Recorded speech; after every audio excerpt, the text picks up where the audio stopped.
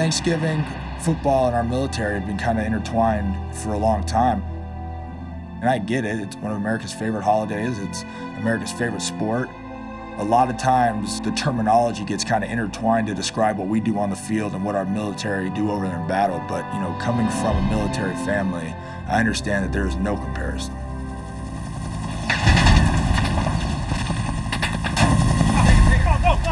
Being in a war, what was it really like? Well, it was really like every one of your senses are heightened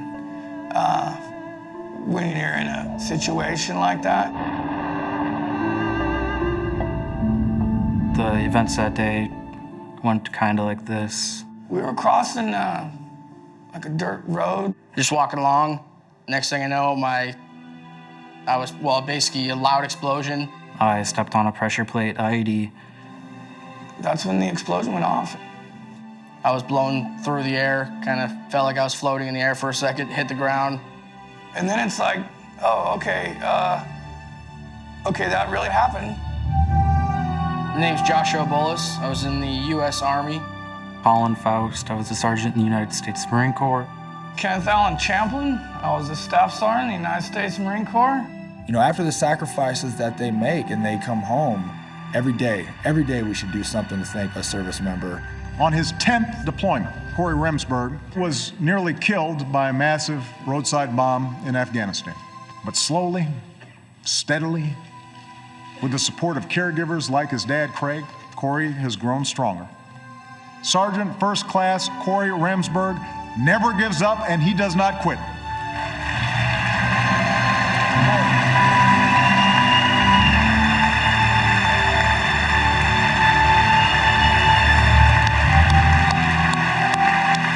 The State of the Union was a very memorable moment for the family to be part of that process, part of that recognition. My name is Craig Remsburg, and I'm Corey's dad. He tells me it's not about me, Dad. It's about all the wounded warriors, all the people still serving. And that's what I represent today.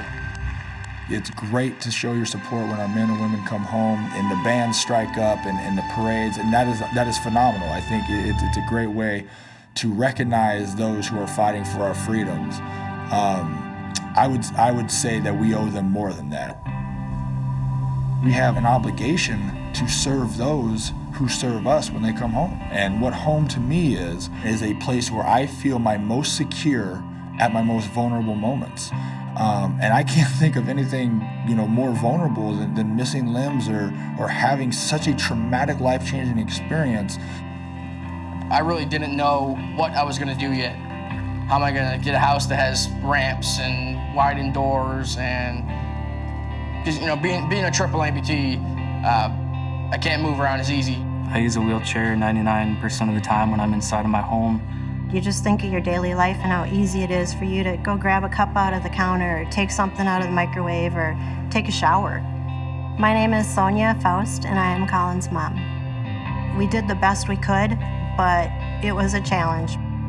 My American dream starts with a functional home for myself and my family. So I got together with some buddies and we wanted to give the American dream to the people that deserve it most.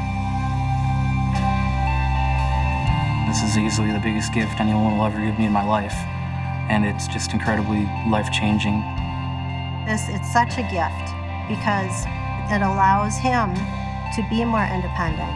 I remember the first time I saw this place. Just knowing that I was going to be able to live here was pretty nice. You can turn around, I don't hit anything, and it's perfect, it's wonderful. It's no empty promises with Mr. Allen. He says he's going to help you.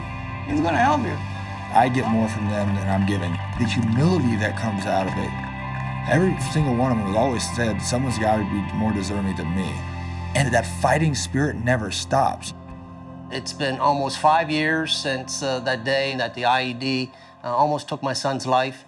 But to see the community come together, for him to come truly home into his new home was a pretty inspiring moment. I appreciate everybody coming out. For us to be able to do this for Corey, it really shows what it's all about. Incredible how a community comes together to support the soldier. Obviously, everybody's thankful for a lot of stuff, no matter who you are. You know, in my situation, I'm thankful that I made it home.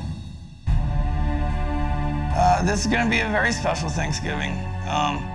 You know, it'll be our first one in a place of our own, and it's definitely going to be a day for celebration and for giving thanks. You know, people look at me sometimes and say, you've got to be crazy, when I say, I honestly think we're the luckiest family on earth. We have a future. I'm just thankful that there's still men and women that are willing to take the road that is far less traveled. Their choices have made a difference in their lives and their families' lives.